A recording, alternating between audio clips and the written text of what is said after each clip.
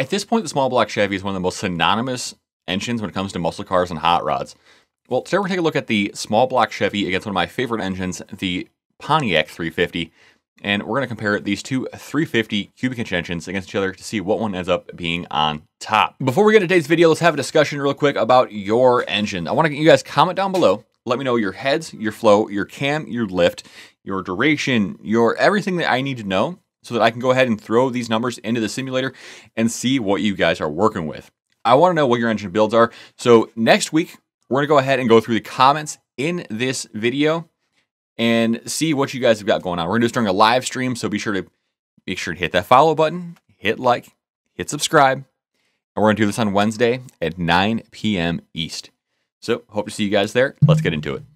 The small block Chevy 350 has been in a ton of cars, trucks, vans, and been swapped into pretty much everything at this point. Now, the thing with this engine, though, is there's so many different codes on it. We're going to stick with just one code that I know fairly well, and that's the L98. But we're going to do what most people do and go ahead and throw a RPM Edelbrock intake and a carburetor on top of that engine, and that's going to get us our baseline. As far as the Pontiac 350 goes, we're going to go ahead and use a Smog Era 350, because that's what we're going to end up with more often than not. Once the 400s really started to slow down and the 326s got replaced by the 350s, there's that pretty long period in the early 70s, late 60s where the 350 Pontiac was like the Pontiac engine that you just found in most cars. So those are the two we're going to be looking at here. Let's dive into the stock statistics of these engines and see what they end up on stock for stock. And then we're going to go ahead and do OEM Plus, and we're going to go ahead and do aftermarket. Now, the big thing here is the small block Chevy has a significantly better aftermarket, and that's going to show later on when we start looking at all of that good stuff. The small block 350 comes in at 4-inch bore and a 3.48-inch stroke. This gives it 349.85 cubic inches. Now, this is a little bit different philosophy than that of the Pontiac. So the Pontiac comes in at 354 cubes due to its 3.875 and 3.75 stroke. So that is going to give it pretty much a square stroke and bore. A little bit different characteristics, but I definitely think that it is a great sounding engine because of that combination. Like I said, for the small block we're using the L98 that's been converted to a carburetor. This is usually what we find in like IROCs and some C4 Corvettes, but typically it's an IROC mod. A lot of times we're going to end up seeing here is that stock 202, 207 duration cam. Pretty small lift for sure, but with the Edelbrock RPM Performer dual plane setup with the 750 Holly, and taking all the accessories off, we should be netting at around 272 horsepower, 270 horsepower or so at 5,000 RPM. And 340 foot-pounds of torque at around 3,500 RPM. This is because of that pretty small cam. It's going to push that down pretty far in the RPM range, versus if we went to like a 220 cam, right? It would be significantly higher. But comparing that against the Pontiac 350, we're going to end up with some pretty interesting statistics here. The stock Pontiac 350 we're looking at here has the 15 heads, the 200, 210 duration cam. This is flat tappet versus roller as well. It's kind of an important little note there, is the L98 has a roller cam setup, which is usually significantly better than flat tappet. But here we're sitting at 285 horsepower, 4,500 RPM, and 374 foot-pounds of torque. When it comes to the OEM Plus testing, we're looking at that same small block 350 with the ported 083 castings that came on it.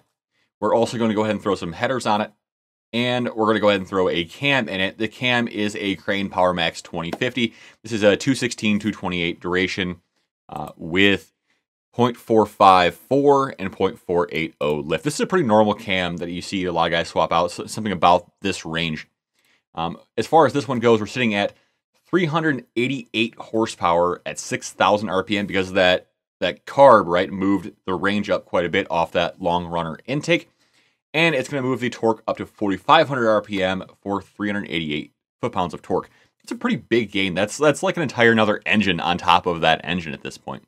Now, as far as the Pontiac 350 goes, this is one of those things where the Pontiacs really pick up a ton of power, and they do really well. So the big thing is they have an average that is really competitive with larger engines. So when we start looking at the larger, 400s, 455s, it really stands out. But the 350 with ported number 18 heads, which is also small valve heads, and a Crane HR 214 222 cam. This is again a hydraulic roller cam to make it more comparable to that of the small block, with a stock Pontiac dual plane intake and a 750 carb. We're going to go ahead and look at what we got here, and we are breaking 400 horsepower at 6,000 RPM and an insane 421 foot-pounds of torque at 4,500 RPM. Now, that's most likely because of just how this engine behaves, right? The Pontiacs are torque monsters. They're not known for revving, but the 350 does a pretty decent job. Now, the 350 would be significantly better if we could throw 202 valves in, right? But that's just not possible because of that 196 is already kind of getting close to that shrouding on the 350. Now, if we wanted to go ahead and bump up the small block, we could, but this is kind of where that 350 in the Pontiac really wants to kind of be at its home. Now, you could bore this out and maybe shove in some bigger valves, but that being said, you're really pushing your luck. Scallops do work, but it's not necessarily recommended. But we're going to go ahead and take a comparison of a heavily modified small block 350 against a heavily modified Pontiac 350. Now, let's go buck wild. The small block 350 is getting Flowtech 200cc heads, a Victor Jr. 2975, and a crane cam with a whopping 240-244 duration with 0.558 lift on intake and exhaust. Now, you could go a little bit bigger lift on this, throw some 1.7s on there and make a little bit more top end power, but we're going to keep these right where they are to make sure everything is in line and everything is nice and happy. So we're going to go ahead and get our performance numbers. We're sitting at 465 horsepower at 6,500 RPM, along with 412 foot-pounds of torque at 5,000 RPM. Now, with this setup, you definitely want to run a big stall or a manual. This thing's going to run like crap down low, but it's going to be really, really fun once you start, getting that full wide open throttle feel and moving down the road. Now, we can assume that you did the scalloping, you decked the heads, you went through the whole rigmarole, right, of making this thing actually work with larger valves like you'd get in like the 6X4 models, and you've got rid of some of that shrouding. Well, we've got Butler ported Edelbrock heads. We've got a crane cam that's 230, 238 duration within the safe lift of 528, 548. So we've got a little bit of room there before we hit coil bind. Let's go ahead and see what we got here. We've got 489 horsepower at 6,000 RPM and 463 foot-pounds of torque at 4,500 RPM. This thing is an absolute monster. Yeah, sure, the Chevy has got significantly better aftermarket support, but there's just something about the way the Pontiac puts on torque so early in the range that it really pushes the average horsepower up in that range. And the 350 is a great option. Like the 350 puts you in a spot to where you can go either way, or you can stroke it more or less. You can bore it out. You can sleeve it. You've got so many options with the 350, the 5.7 in general, that no matter what way you want to go, it's really worth taking a look at anyway.